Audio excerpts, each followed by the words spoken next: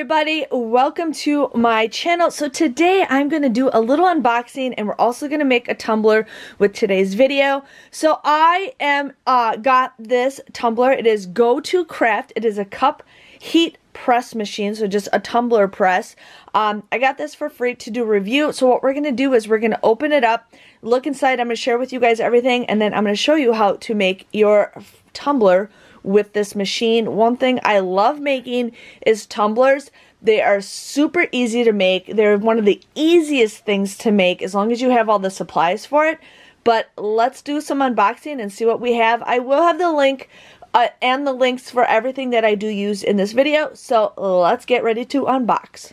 Okay, so I did slice it open a little bit, and we're just gonna open it and see what's inside. So here we have a nice thick styrofoam to keep it. Now, one thing I absolutely love is they do have something where you can make your first, this looks like it's for a coffee mug. So here is a little, looks like a little sublimation design. It's mirrored, so that's why it looks like it's backward, but this looks like it's going to be something that you can put on a coffee mug. And then one thing I absolutely love are these heat press gloves. I recommend getting these gloves, and I recommend having multiple of them because sometimes I place them somewhere and like, where the heck did I put them? But it's awesome. Definitely recommend these. So that is a great thing right here. These gloves right there. Then we have the instructions that we're going to need. And then it looks like we got a lint roller, which is actually something really cool because you always want to make sure your cups are lint free. And I just dropped it out of the thing, but that is cool. But as I saw right here, the lint roller does have its own handle, so it's an easy little thing to put together. So look at that, and then here is a handle that it will screw right on. So yes, definitely need a lint roller for your cup. Then we have the cord, and one thing I love about this, it's a nice pretty mint green press. Ooh, here's another thing that I absolutely love is heat tape. Love it. I love it how you get all your supplies in one box. I mean, most of the time you just get the press and that is it. But I mean, look at, you got heat tape, which I love. You got the gloves, which is a huge plus, and you have the lint roller. So let me get this out of the box. Okay, so we're just gonna take it out of the bag.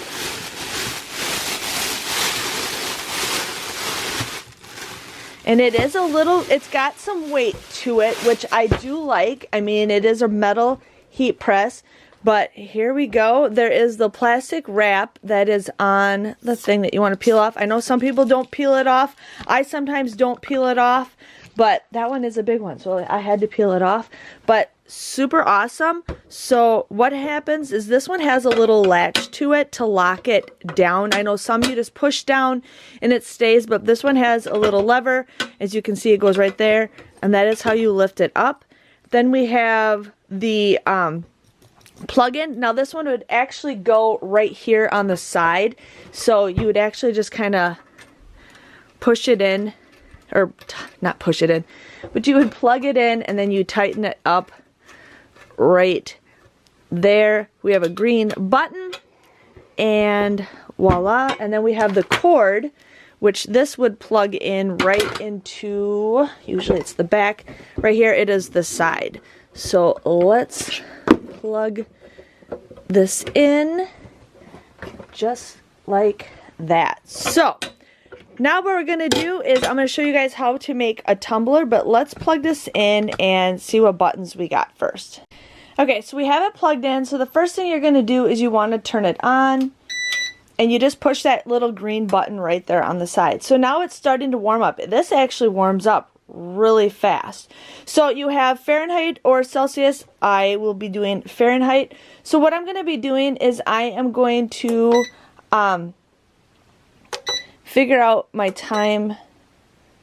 So they have P1, which I think it's one option. We're going to do, it looks like the highest it goes up is 400 degrees, but we're going to do it as 365 degrees because that's what time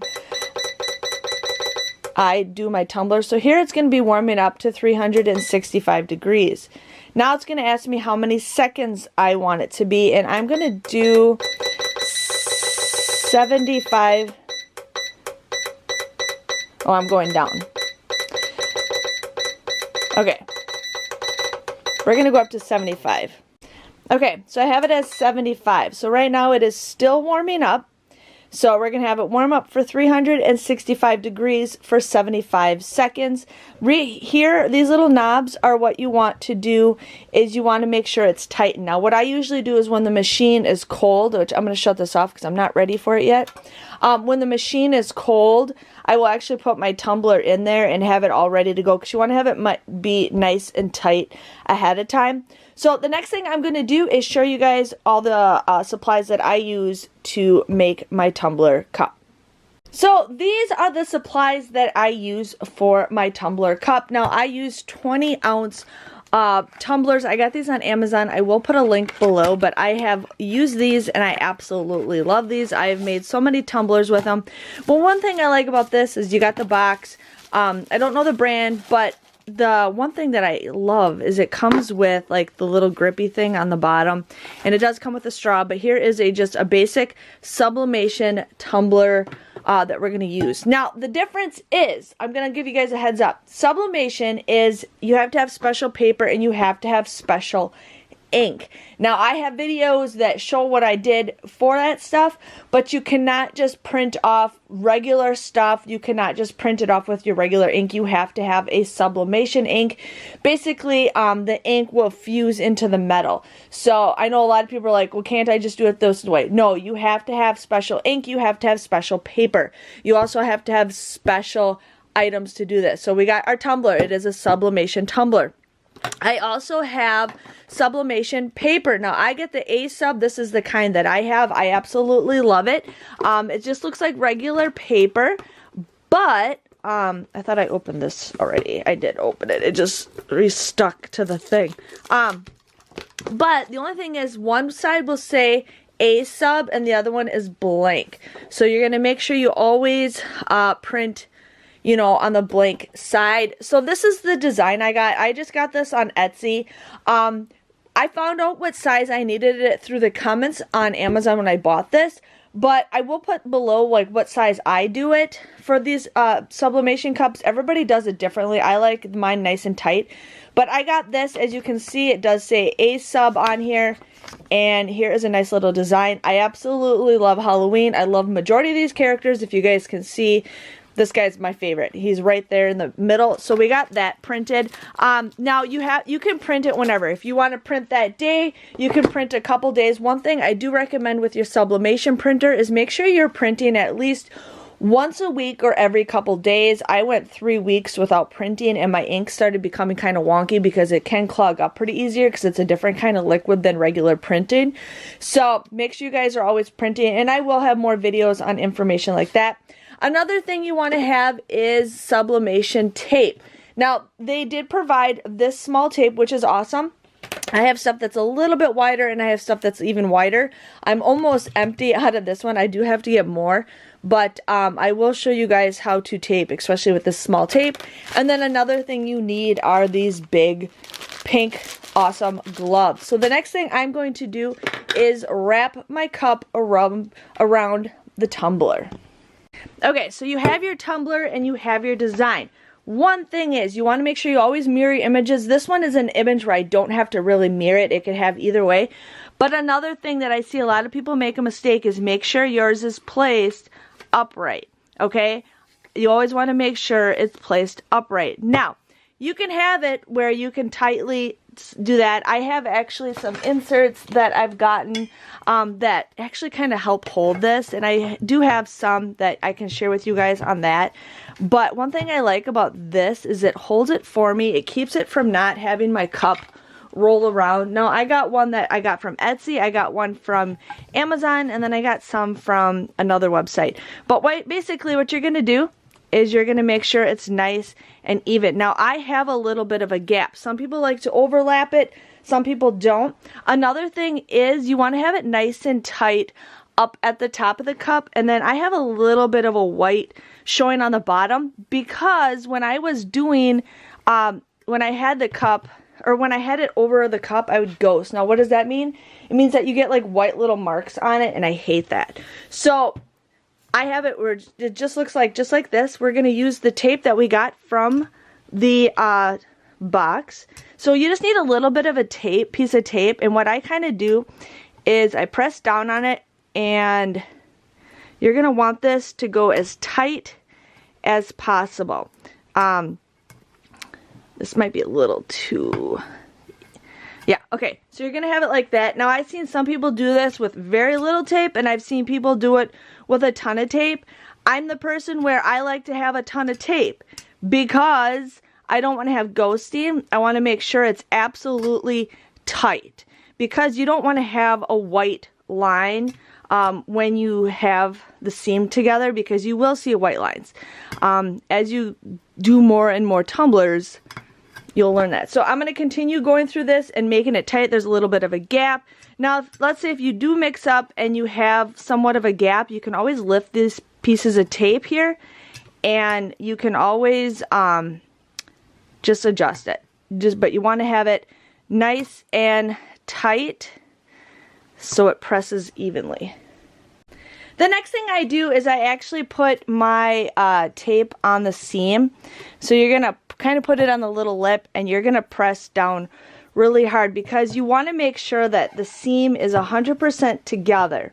You don't want it to have any air in here, because it has ghosting, which is basically you'll still see the white part of the cup, and you want to be able not to see any of the cup on this design, especially the seam area. I know some people make mistakes, and it happens. I've made my mistake, but we got that. Now, you could leave it open like this, you could leave it like this, but I don't like leaving it like that. I don't like leaving it. I like to make it as tight as possible, because you can see that there's little gaps right here. I know it's hard to see because it's out of focus, but what you want to do is I always take that piece of tape and I go really tight. Like, you want to basically stretch your tape, okay? You want to stretch it out just like that, because you want to have it where it has no air in it, no gaps, nothing, okay? And then what you're going to do is you're going to press like this. It's not focusing. You're going to just press it like that. Now I actually have not enough tape, so there's a little bit of a gap right there. So what I usually do is, depending on what size it is, we're just going to have it be nice and tight, just like that. And I say try to go easy on the tape, but you also want it to be the best. You don't want it to be, and I'm a perfectionist, so I have to have this perfect. Next thing you're going to do is, again, you're going to go over the edges. You're going to hold your thumb like that, and you're going to go nice and tight. Nice and tight. Now, it is good if you can get as long, the tape as long as the cup, but I'm not focusing a lot right now because I'm working on the video, but okay, just like that. So here your cup is done. Now we're going to take the press. I'll turn it on in just a second. Now I'm going to warn you, anytime you use the sublimation, okay, you will have some kind of smell come out of the machine. It's because basically the chemicals from the ink is going onto the cup. So I recommend either doing this outside or in a well-ventilated area. It will smell. It's a strong smell. It won't last all day, but it could last a couple hours. So what we're going to do is open the machine up. So you're going to use that little lever. And then we're going to make sure that the cup is, I got to make sure it's cooled down. You're going to make sure that the cup is nice and tight. So right here, I can barely press it down. So you're going to loosen it up a little bit. Yeah, so give me a second to figure how to shut this with my tumbler in it. Okay, so here I have the machine with the cup in it. What I had to do is loosen these until it's really in there and until basically this latch is shut. So I felt like I was like making it do something, but all I did was just kept moving these, and you want to make sure it's nice and tight once you get the thing in. So now I can't get this open. Voila. Basically, you're going to press down until you get that. So what I'm going to do is take the cup out. I got it in there. Now, one thing I always do when I do press a machine, I always use this as my helping line. So what I do is when I put the cup in, I always make sure the tape is facing me, or depending on what kind of press you have, I always make sure the tape is facing me. Then what happens is you have to flip it because you want to make sure you're going to sublimate this side. Then you flip it to the pretty much the complete opposite. So that's another thing, and that also helps me to make sure that I'm not overcooking it, is what I need. So what we're going to do is shut it, push this green button to start it. Now, let's make sure to see our temperature is at 365, so it did save that, and our timer is at 75, so it did save that. So right now it's going to heat up, and we are going to see how it does with the cup. So the press is almost to the temperature that I want, and then usually it'll beep letting me know that it is ready, and we're only 5 degrees away. But it does actually heat up pretty fast, which I do like. Right now it's clicking, which is...